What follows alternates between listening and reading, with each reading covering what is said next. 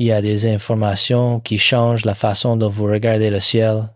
Et puis, il y a des informations qui changent la façon dont vous vous regardez vous-même. Ce que vous allez entendre maintenant appartient à la deuxième catégorie.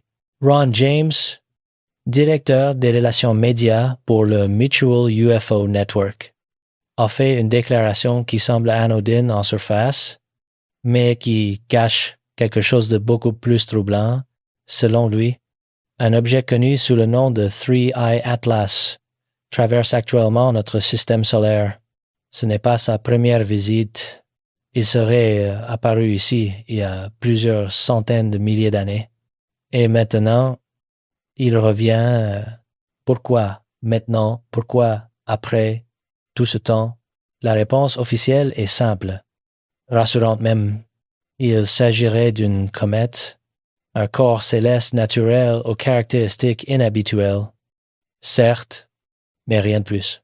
Une explication scientifique parfaitement acceptable. Mais voilà le problème avec les explications parfaitement acceptables.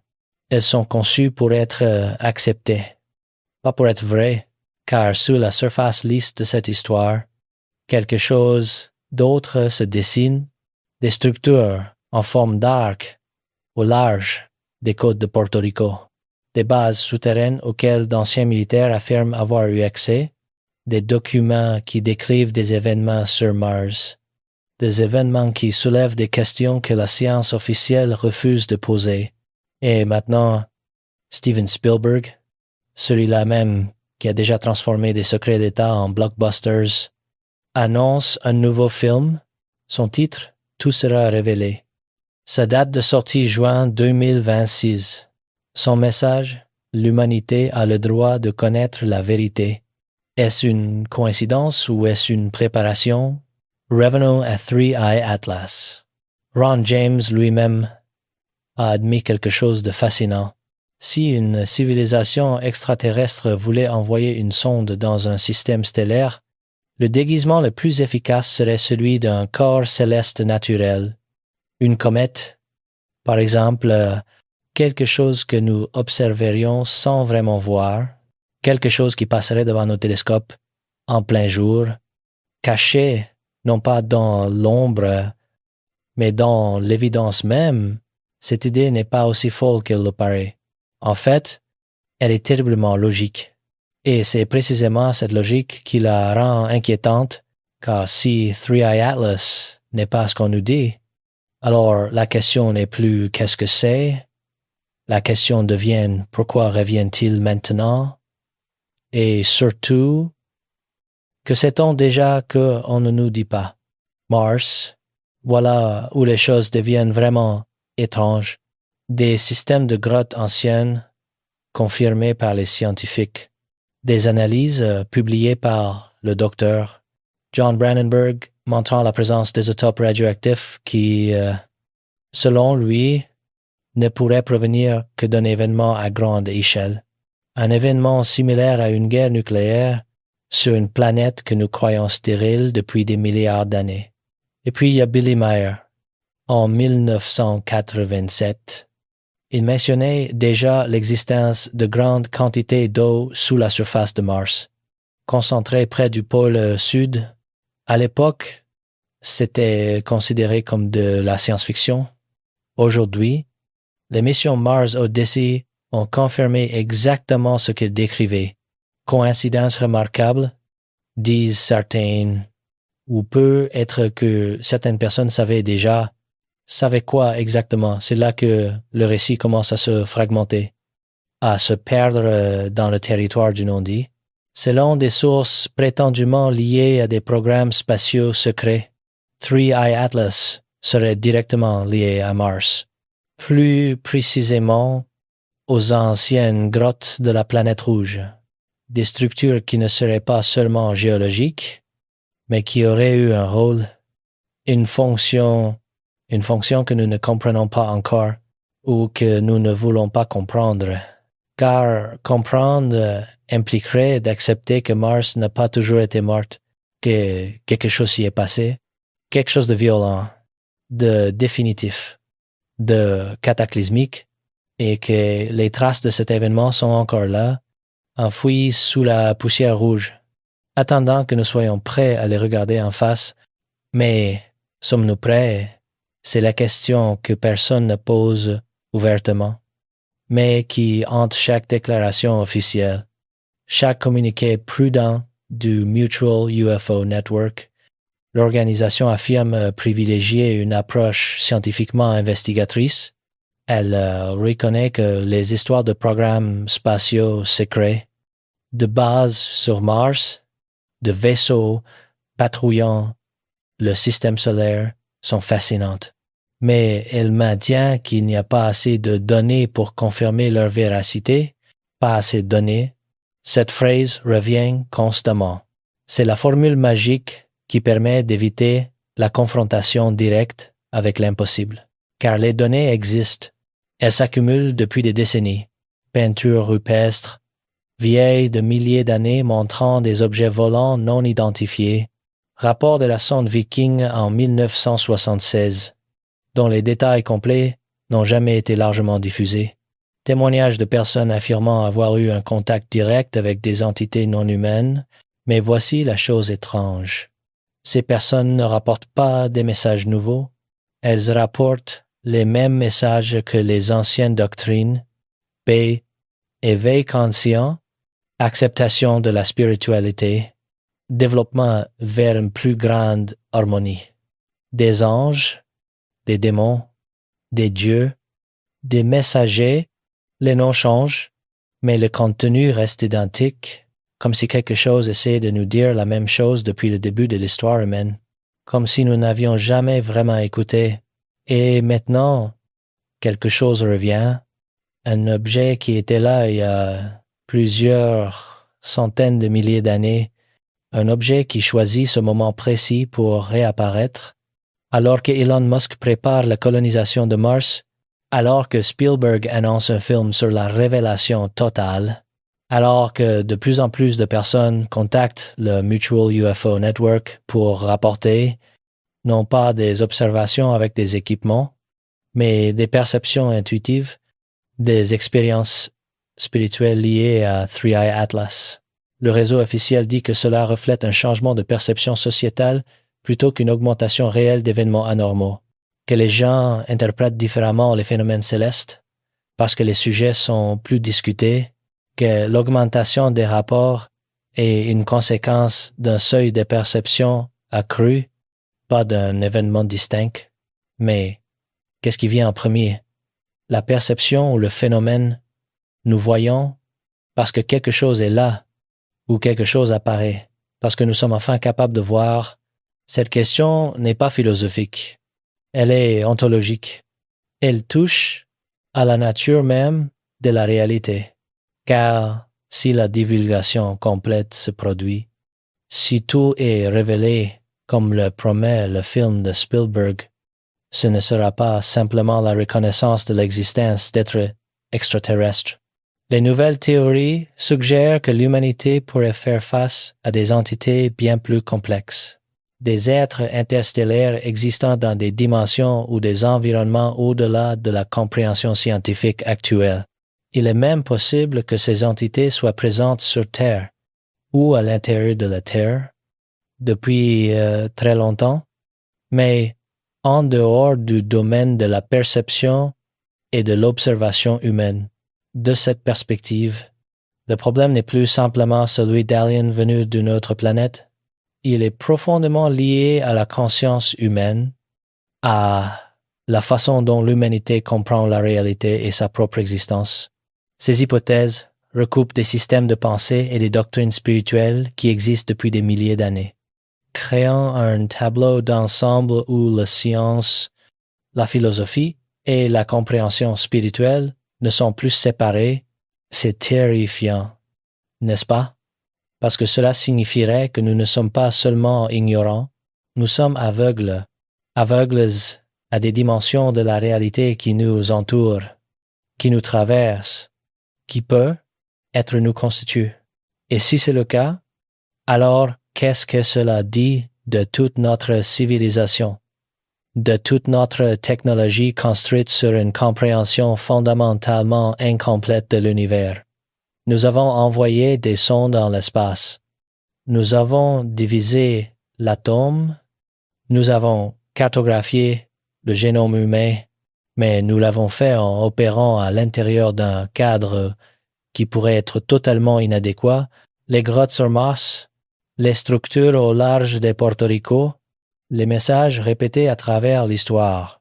Three Eye Atlas qui revient, Spielberg qui prépare une révélation. Ce ne sont pas des éléments disparates. Ce sont des pièces d'un puzzle que nous refusons d'assembler parce que l'image qu'ils formeraient serait trop déstabilisante. Car l'image suggère que nous ne sommes pas les auteurs de notre propre histoire, que nous n'avons jamais été seuls, que des entités ont pu être interférées avec notre développement biologique ou génétique, que la structure physique et l'adaptabilité des humains modernes pourraient être le résultat de quelque chose de plus que l'évolution naturelle. Cette idée viole tout ce que nous croyons savoir sur nous-mêmes. Elle transforme l'humanité de protagoniste en personnage secondaire, l'espèce dominante en expérience observée. C'est inacceptable pour l'ego collectif de la civilisation. Et pourtant, les preuves continuent de s'accumuler. Le Mutual UFO Network affirme qu'il n'y a pas eu d'incident unique assez significatif pour être considéré comme révolutionnaire. Pas de preuves physiques assez fortes pour changer significativement le paysage de la recherche actuelle, mais ce n'est pas ainsi que fonctionne la vérité. La vérité ne se révèle pas dans un seul moment dramatique. Elle s'infiltre lentement, à travers 1000 petites fissures, jusqu'à ce que soudainement le barrage cède et nous sommes peu être à ce point, le point où la pression devient trop forte, où trop de gens ont vu trop de choses, où trop de coïncidences s'accumulent pour être ignorées, où le silence officiel devient plus suspect que la spéculation publique. Spielberg le sait. Close Encounters of the Third Kind était déjà considéré comme une reconstitution fictive d'une rencontre secrète entre le président Eisenhower et des entités extraterrestres à la base aérienne d'Edwards.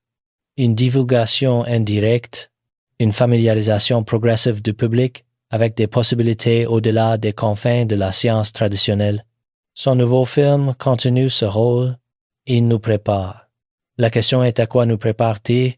Three Eye Atlas s'approcha de la Terre à sa distance la plus proche depuis plusieurs centaines de milliers d'années. Les astronomes amateurs du monde entier pourront capturer les images les plus claires jamais obtenues de cet objet. Mais que verront-ils vraiment?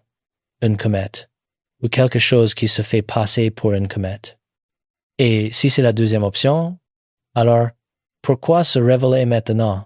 Pourquoi choisir ce moment où l'humanité est technologiquement avancée, mais spirituellement fragmentée, où nous avons les outils pour observer, mais pas la maturité pour comprendre, peut être parce que c'est précisément le point de basculement, le moment où nous devons choisir, continuer dans l'ignorance confortable ou affronter une réalité qui remet en question tout ce que nous pensions, savoir. Les messages rapportés par ceux qui prétendent avoir eu un contact sont cohérents à travers le temps. Un appel à la vie pacifique, à l'éveil conscient, au développement harmonieux et un avertissement. Si les humains ne changent pas leur comportement, si nous continuons notre tendance au conflit et à la destruction, l'autodestruction est considérée comme inévitable.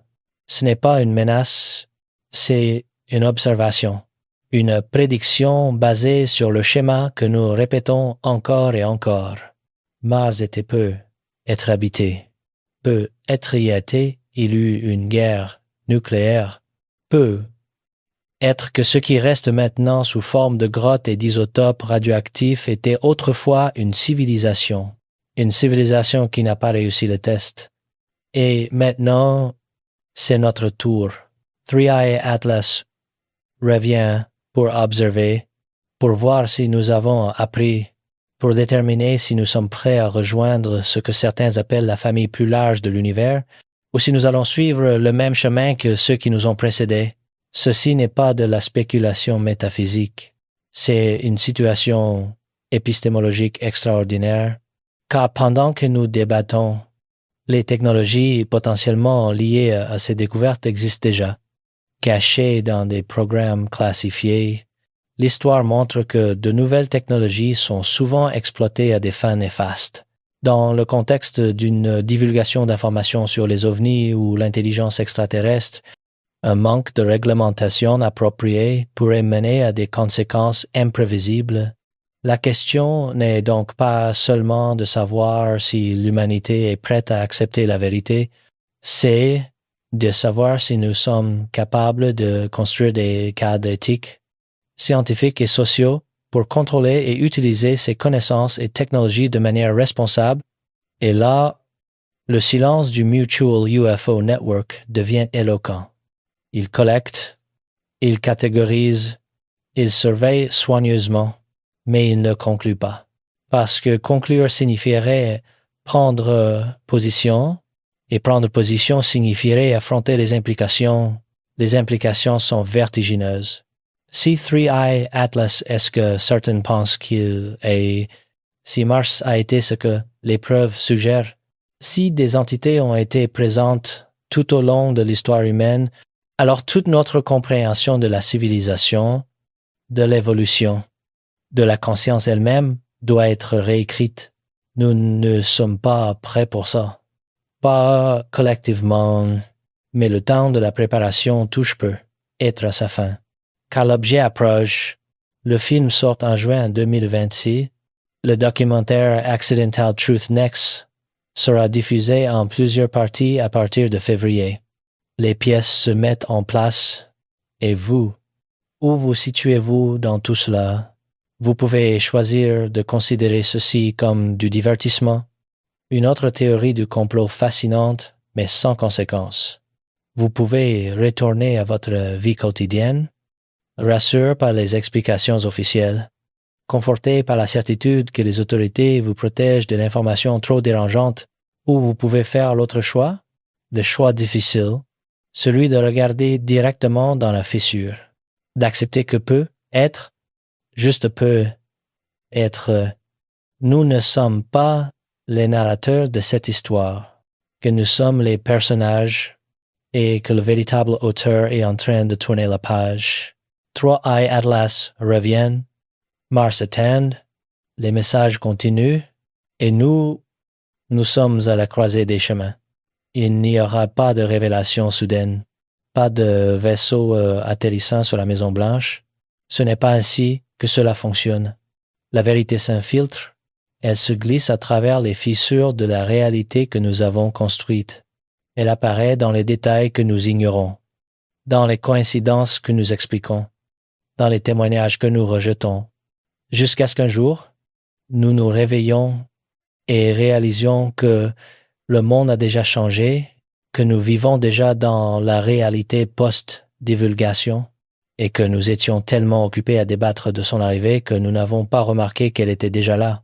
Le Mutual UFO Network dit qu'il maintient une approche neutre et basée sur les données, que l'intersection de la science, de la perception et de la croyance rend la phase actuelle particulièrement remarquable. C'est une façon très diplomatique de dire qu'ils ne savent pas, que personne ne sait vraiment. Mais ne pas savoir n'est pas la même chose qu'être ignorant. L'ignorance, c'est refuser de regarder. Ne pas savoir, c'est regarder honnêtement et admettre les limites de notre compréhension. Et c'est précisément dans cet espace, entre ce que nous savons et ce que nous ne savons pas, que se trouve la possibilité d'une véritable découverte. 3i Atlas nous offre cette possibilité, pas seulement de découvrir un objet dans l'espace, mais de nous découvrir nous-mêmes, de découvrir notre place dans un univers qui peut être beaucoup plus peuplé, beaucoup plus complexe, beaucoup plus conscient que nous ne l'avons jamais imaginé. La question est, avons-nous le courage de regarder? Car une fois que vous avez vu, vous ne pouvez pas ne plus voir.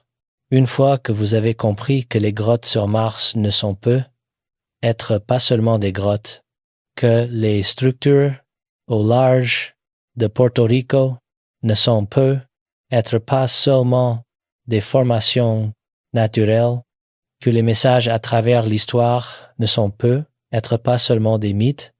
Il n'y a pas de retour en arrière. Vous vivez désormais dans un univers différent, un univers où les possibilités sont plus vastes, mais aussi plus troublantes, où la certitude est remplacée par le questionnement, où le confort de l'ignorance cède la place à l'inconfort de la conscience. Et c'est là que réside le véritable défi de la divulgation. C'est pas une question de technologie ou de preuve. C'est une question de transformation personnelle, de croissance épistémologique, de capacité à intégrer une réalité élargie sans se briser. Certaines civilisations, selon les théories, ont échoué à ce test. Elles ont choisi le conflit plutôt que l'harmonie, la destruction plutôt que la construction, et elles ont disparu, ne laissant derrière elles que des grottes radioactives et des questions sans réponse. Nous sommes face au même test, et Three Eye Atlas revient pour témoigner, pas pour intervenir, pas pour sauver, mais pour observer, pour enregistrer, pour voir si l'humanité a appris quelque chose en plusieurs centaines de milliers d'années. Alors, qu'allons-nous montrer? La suite de cette histoire ne sera pas écrite par les scientifiques, ni par les gouvernements, ni par les organisations comme le Mutual UFO Network.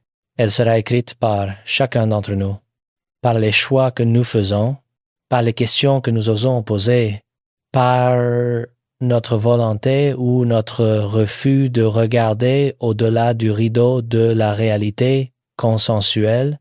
Le documentaire Accidental Truth Next arrive en février.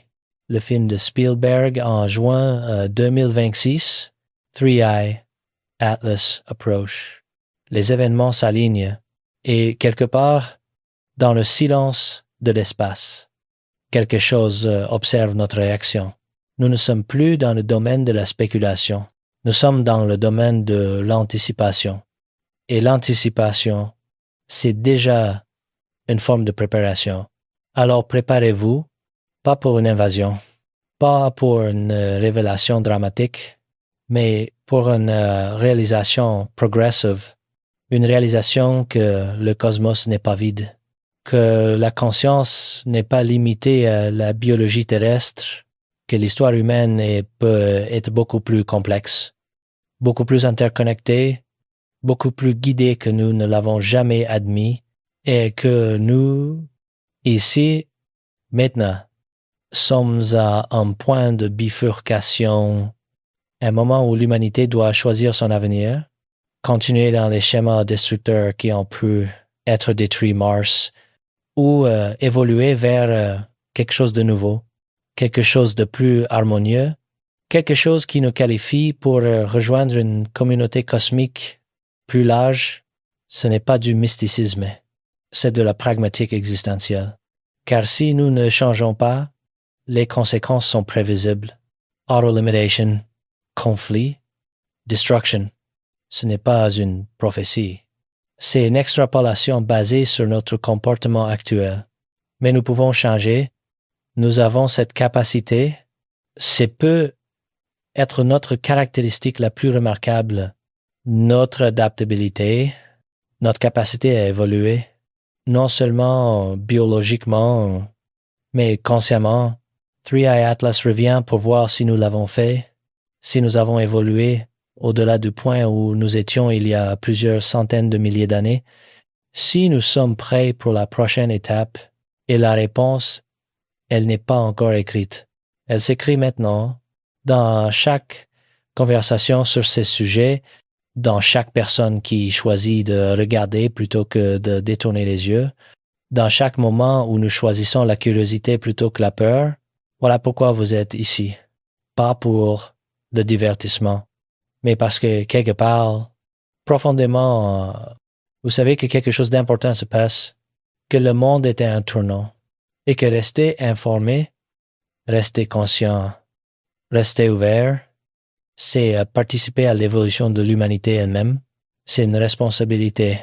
mais c'est aussi un privilège, car nous vivons à une époque extraordinaire, une époque où les secrets qui ont été gardés pendant des millénaires commencent à se fissurer, où la réalité consensuelle commence à s'effriter, où les possibilités autrefois reléguées à la science-fiction deviennent des sujets de discussion sérieuses.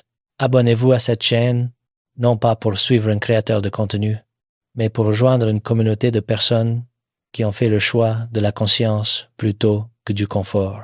Activez les notifications, parce que les développements à venir pourraient survenir à tout moment, et si vous n'êtes pas présent, vous risquez de manquer les moments où tout change. Partagez ces informations, non pas pour convaincre, mais pour offrir aux autres la même opportunité que vous avez eue, l'opportunité de regarder, de questionner, de participer à quelque chose de plus grand que nous-mêmes. Car au final, c'est de cela qu'il s'agit. Non pas de prouver ou de réfuter, mais de participer à l'expansion de la conscience humaine, de contribuer, même modestement, à l'évolution de notre espèce. Three Eye Atlas approach. Et avec lui peut être une chance de transformation, pas pour l'humanité dans son ensemble, mais pour vous, personnellement, individuellement, car la divulgation n'est pas un événement externe, c'est un processus interne. C'est le moment où vous décidez de lever le voile de vos propres limitations perceptuelles, où vous choisissez de voir au-delà de ce qui est confortable. Et une fois que vous avez vu, vous ne pouvez pas revenir en arrière. C'est la fin de cette présentation, mais peut être le début de votre propre enquête, de votre propre questionnement, de votre propre éveil. Car au fond, la gravité qui nous retient à cette planète pourrait être la même qui nous pousse à nous élever vers les étoiles, et la vérité que nous cherchons à l'extérieur pourrait être celle que nous portons déjà à l'intérieur. Regardez le ciel, mais n'oubliez pas de regarder en vous. Les réponses attendent dans les deux directions,